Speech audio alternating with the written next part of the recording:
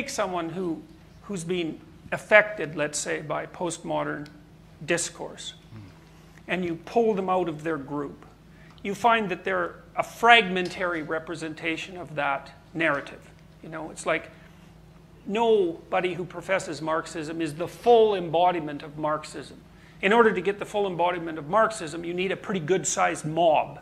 And then the mob will be possessed by the spirit of Marxism, right? Because all the fragments come together, and then the mob will act out the idea. And so it's certainly possible and highly probable that, and this is what I always remember, try to remember when people have been demonstrating against me at my public experiences, that if you remove those people from the group context, they're like 10% postmodern neo-Marxists and 90% decent people.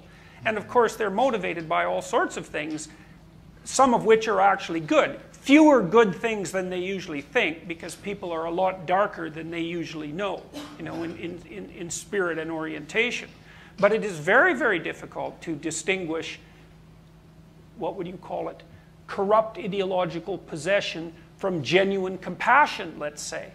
And it is of course the case that equality of opportunity is a wonderful thing to pursue, and that everyone suffers if everyone's capacity to contribute to the collective is somehow impeded. You know, I don't think anybody disagrees with that unless they're really extreme ethnocentric types, you know, and whatever, they can think whatever they want.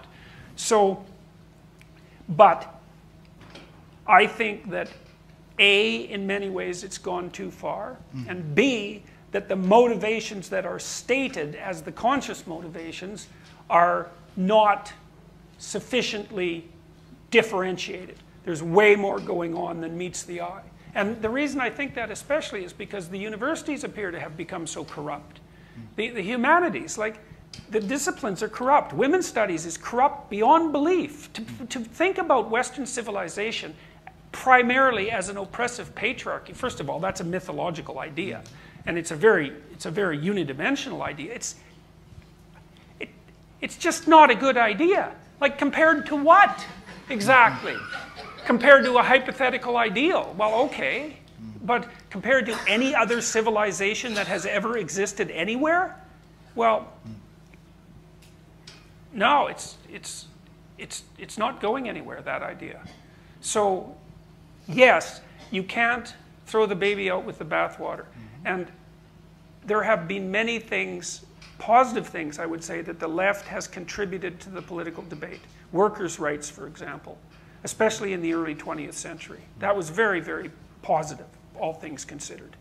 And there's place for left-wing viewpoints, but not at the expense of other viewpoints.